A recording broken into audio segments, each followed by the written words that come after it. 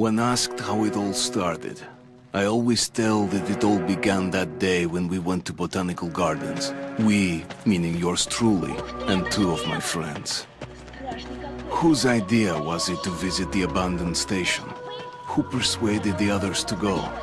I always tell them that I don't remember. I always lie. It is a safe lie. Or there is no way to ascertain the truth. Both Vitaly and Eugene are dead now. The massive airlock doors shrugged and opened with a grinding sound, opening a road to hell for us and a road into the metro for the demons. But in fact, it all started that day when Mother said we should take a walk in the botanical gardens and go there by metro. I remember how we took a short escalator to the surface, how we exited a spacious glass pavilion and saw a street buried in green. I remember the smoke clouds moving across the limitless sky, and soft, cool wind on my face. Mother bought me an ice cream. That was the last time I tasted it. That day, humanity was executed. The righteous and the sinful were called to be rendered according to their deeds. And we hid from God's sight in the metro. And we were saved from his wrath. And he apparently decided that flushing us out wasn't worth the trouble. Then he went about his business, or perhaps died, while we stayed on this used up and discarded earth and continued just going with it, going nowhere. I remember so many random, unnecessary things, yet I don't remember the most important one. My mother's face. She died very soon after the war started. All that day in the gardens. How I wished I could recall her face. The way she looked at me. The way she whispered that I have nothing to fear. I'd sell my soul just to recall that. I'd do that any day, any time.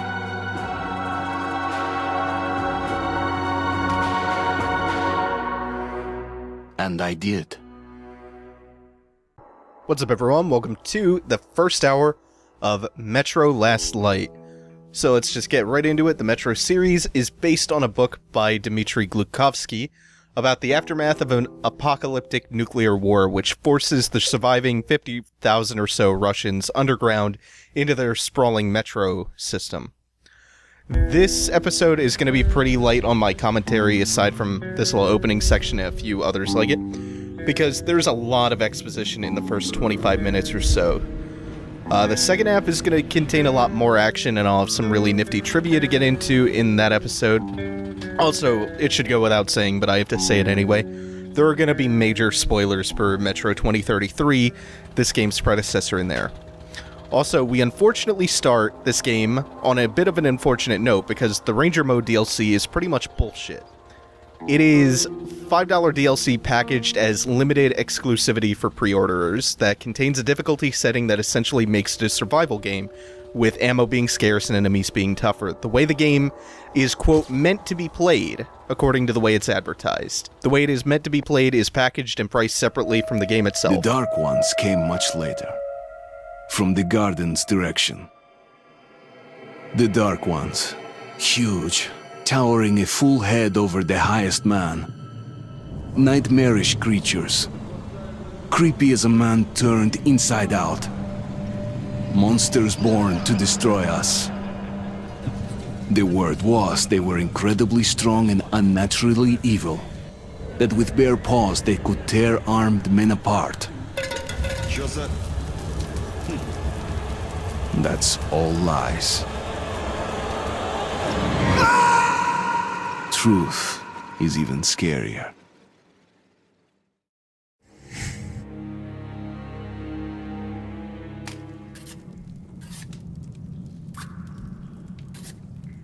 Well, I used to live nearby. Before the war, I mean, up there. I was on the train when it happened. A tried calling my family, but couldn't get through. What the?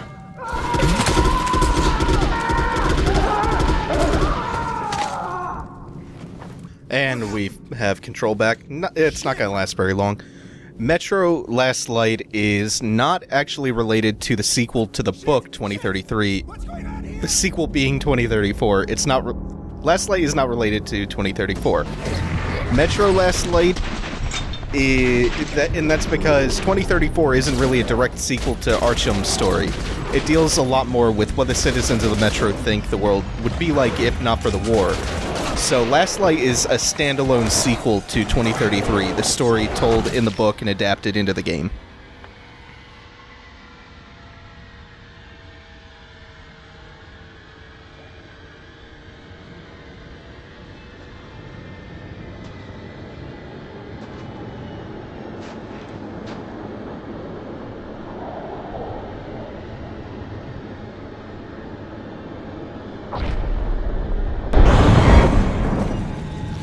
Artyom! Wake up, Artyom! It's me, Khan! Nightmares, eh? No wonder, after all you've been through. Listen, I have incredible news. A couple of days ago, I was near the ruins of the Dark One's hive, and I saw one of them, still alive. I immediately set out to find you, as you were the one they tried to contact, before you launched the missile strike against them. Khan, how the hell did you get here? Get out, now! Yes, Ullman, one moment.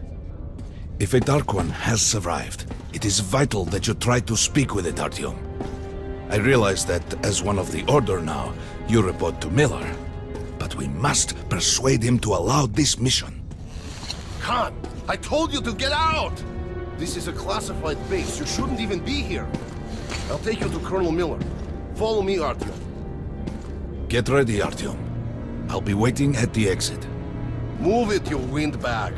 That is Khan. In the original book, he had a pretty minor role. He had a bigger presence in the adaptation, the game. In Last Light, he is going to serve as an exposition fountain for about the next half hour or so. And this is our introduction to the Metro proper. And if you turn around, you can see a map of the Metro and the way it's divided up amongst the competing factions here. And if you strum the guitar there, you see a little flash of white light. That flash of white light and the swooshing wind effect indicates to you that you have made a positive moral choice. And I'll get more into the moral choice system in probably in the next episode. Привет, Artyom. Artyom was one of the men who found D6. They gave him a ranger's badge on the spot. Yeah, it's nice for him. I had to spend 2 years as a cadet before they accepted me into the Order. Well, anyway, where were we? The story is...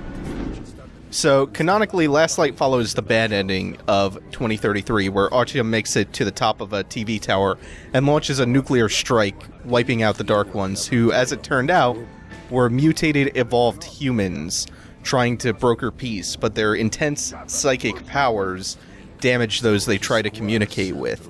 And the humans, fearing these creatures, attacked and thus began the conflict. Hello, Artyom. Welcome to the armory.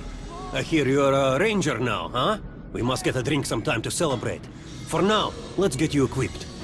So, first things first, you're going to need a gas mask. You can't make a step on the surface without a gas mask. It's been 20 years and the radiation's still strong enough in some places to boil water.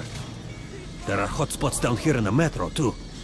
Don't forget filters for the mask. Sure, it looks cool enough even without these, but they definitely make it better for your health. Now medkits. Well, what can I say? Anything you need for survival in a stylish orange case. Here's your advance salary for this month. Remember, your pay is in military-grade rounds. Sure, you can use them as usual ammo for some hefty extra damage, but saving them to buy guns, attachments, regular ammo and equipment from merchants anywhere in the Metro seems like a smarter move.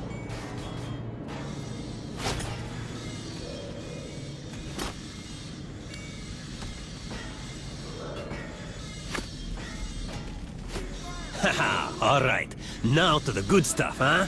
Let's get you some guns. Take the ones you want and try them out on my range. So there we saw two primary mechanics of the game, the bullets as currency mechanic. So pretty much you have military-grade rounds, which can serve both as very high-damage ammunition, and it doubles as currency. And you have to strike up a balance between whether or not you want to waste your powerful ammo buying items that you might find essential for survival, or using them in intense situations. And here we see the gun customization. I'm going with the silenced Magnum. Alright, Artyom. Head over to my range and try out those guns. Come back if you want to try a new gun. Hey, Artyom, put on the show for me, huh? Try out the rest of the weapons you chose. So Artyom was chosen by the Dark Ones as an ambassador to relay their message of peace to the other humans. And we all know how that turned out. Not so well. The shooting in this game is actually surprisingly good. It has a nice feel to it. I'm not a big fan of the way it feels fighting mutants. Some significant changes in Last Light include less spongy human enemies. The mutants are still a little bit spongy. I'm also playing on normal. They're spongier on hard, but not to the degree they were in 2033. They're also much less reactive, which makes stealthing much easier. Also, ammunition and supplies are much more plentiful in this game, even on the harder difficulties. I don't know about Ranger mode, obviously, because I'm not going to pay for offensive anti-consumer DLC. And where in the hell did he come from? So, you're an expert on hell and... Pay no attention to this clown, Alex. Open the gates. Have you heard about Lesnitsky? What are you talking about? Check with the guards at the lab. Code 44. What the hell did he do?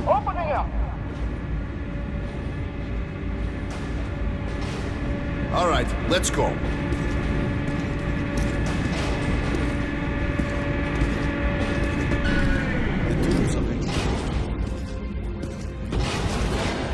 Weapons, gold, chariots. Their lords, even in death.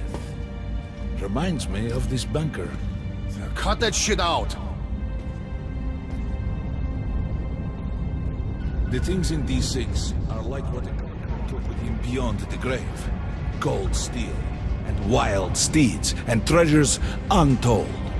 Of course, the Tomb Raiders would always die horribly, killed by demons or ghosts, or their own greed. God, will you shut up or what? Hey, I heard that Lesnitsky did something. What happened? Nobody knows. Lesnitsky was at the lab. When the next shift came, the door was open and the lab ransacked. Lesnitsky was gone. Shit! So, what's inside? Chemical weapons, maybe some other shit. That's all I heard. God damn it. The Colonel's going to tear me a new one because of Lesnitsky. A red-hot poker right into my soul. If I still had one. Alright, let's go. We might control D6, but it's like a damn city down here. All the bunkers, the nooks and crannies and exits. Still, they based the order dreamed of finding. Guys just came back from the ring. They say Hansa is strengthening the central points along the whole line. Hey, anyone know what the bug is about? Herman, take these guys to Miller. They've been summoned. Yes, sir. All right, go on in. I'll wait here. When you've gone, I'll speak to Miller. The bombing of the Dark Ones may have been humanity's worst mistake. What if they meant us no harm, but were trying to communicate? Perhaps the severe pain and loss of consciousness suffered in their presence just meant we were incompatible. Machines with different wiring. But somehow you, Artyom, have the common wire. The connection with the Dark Ones. Yes, people died at Exhibition, your home station. Hunter, the best of the Order, is most likely dead as well. And he taught you this. If we don't fight for our lives in this new world, we'll be devoured. It is the law of evolution. But I would argue, the old laws no longer apply.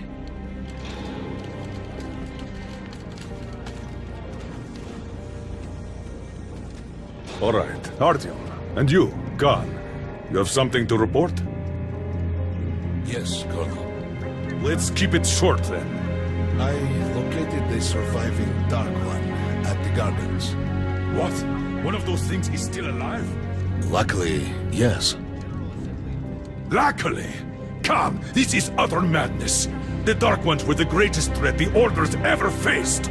Colonel, just give me a chance. A single Dark One is no threat. Artyom has a gift. I believe he can establish contact with the creature. Let him come with me. All right. Artyom, go with Khan to the gardens and locate the Dark One. I'll send a sniper along. My best. Anna. Yes, sir. Why would we need a sniper? To eliminate the creature and finish the Order's job. You can't! It's murder! Restrain him! You idiot! You're making the same mistake that... We're done here. Escort Khan out of here. Artyom! It's your last chance for forgiveness! For getting rid of the nightmares! Ah! Forget about Khan. Looks like he got close. Too close to the creature and lost his mind. Look here, Artyom. Complete the mission and get back here quickly. A war is coming, and I'll need every ranger at his post. Now on your way. So, what are you waiting for? Come along, Rabbit.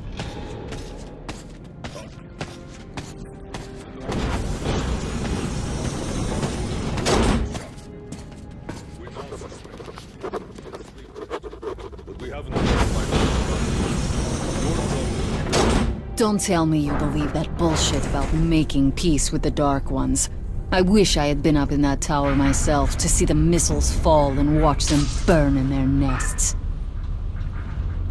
Come on, Rabbit. Would you let those things into the metro?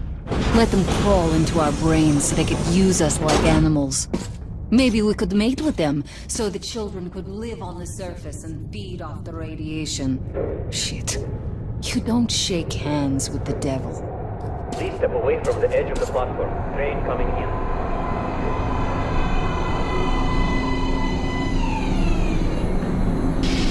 All right, hop in like a good little rabbit.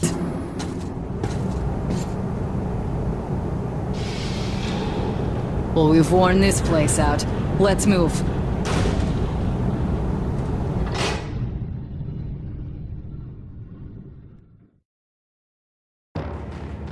Just a year ago, I stood on top of the TV tower and saw missiles rain on the botanical gardens, turning the flesh into ashes, smelting metal and glass. Nobody and nothing could survive that inferno. Yet Khan did find a Dark One there. Now my mission is to find and eliminate it. To finish what I started.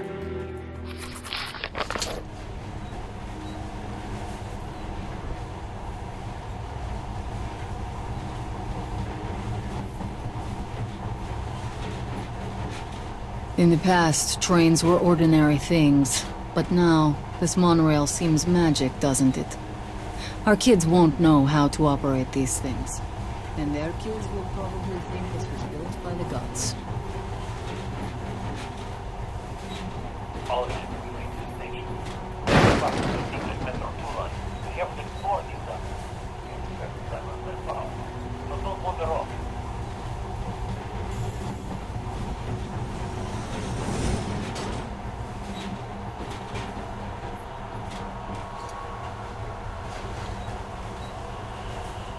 I'll try to put some juice in the system and get the lights on. Use your flashlight in the meantime. Right, you ready? Let's move. Watch yourself. The doors are closing. Good luck. Yeah, we'll need it. Do you think you and my father take the monorail when you went out to fire the missiles at the Dark One's nest. That's a good sign, Rabbit. Maybe we'll have luck with this mission, too.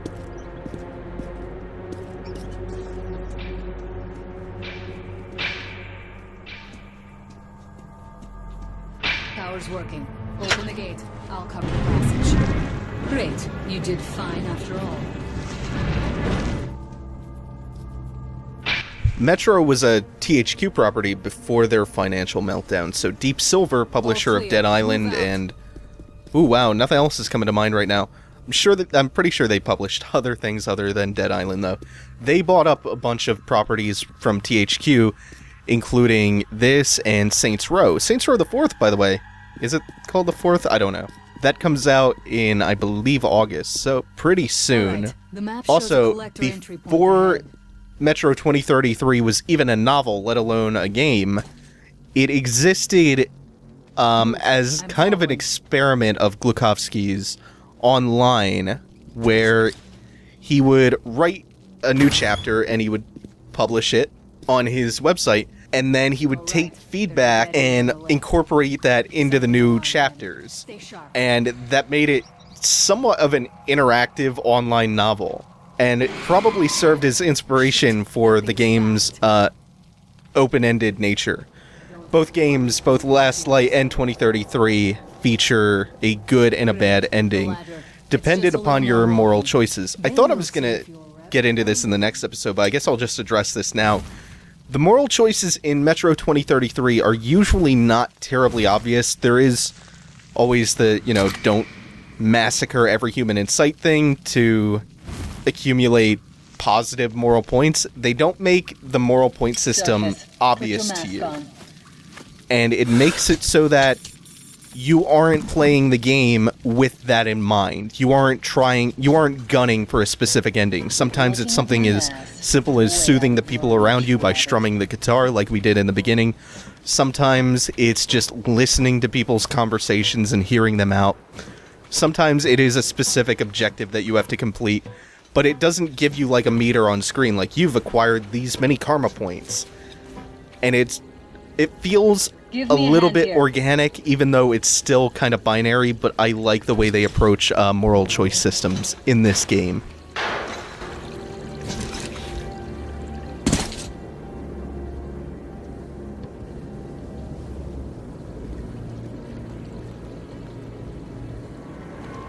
Let's go to the main entrance.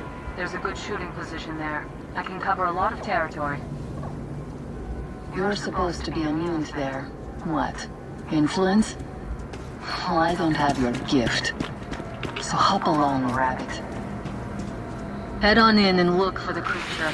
I'm thinking that since the Dark Ones are so fond of you, it'll sense you, or smell you, or whatever the fuck they do, and come from hiding. Just try to stay in the open so I can cover you. We'll maintain radio contact. And if you have second thoughts, don't worry. I'll do it. Okay then. Good luck.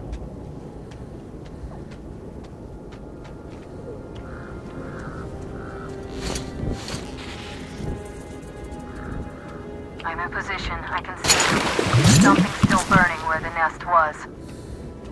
That's some fine wasteland. You guys sure did a good job here. It's strange. What could still be burning after all this time? Well, it doesn't matter. Move to see some kind of movement. Get ready. On the right. I'm working on them. Those aren't Dark Ones. They're watchmen. Down. That howl was bad luck. Get ready for more. Another 3. Let's do it.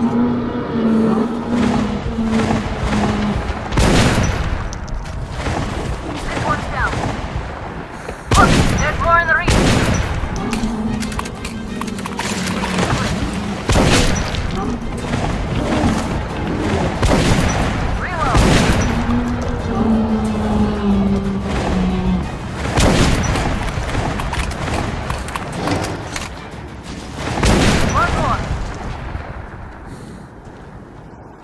Looks like we pretty much cleaned the place. How are you? Okay, go left. Hey, you alright? Okay, Artyom. You're doing a decent job. Maybe you're more than a rabbit after all. There's something at the edge of the crater. A tree's blocking my view. Now we're going to be chasing after what appears to be the last surviving Dark One after, again, the bad ending saw us wipe the Dark Ones out with a nuclear strike.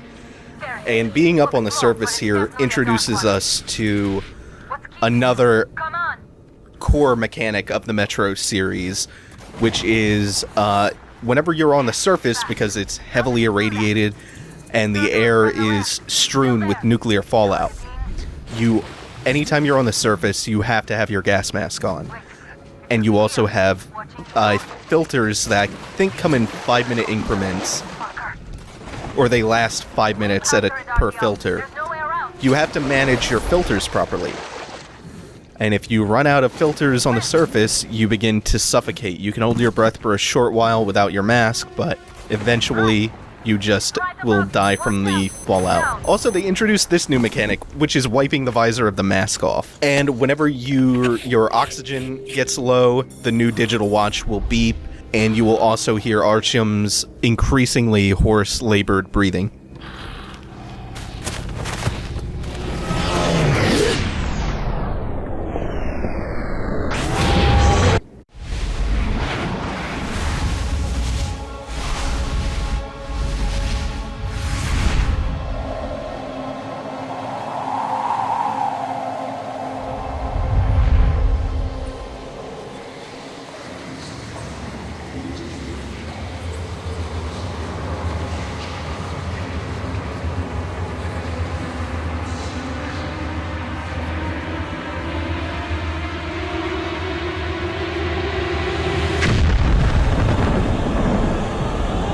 And that will serve as an appropriate outro just for this episode. We will finish the first hour of Metro Last Light in the next episode. Thanks for watching, guys. Take it easy. Have a good one.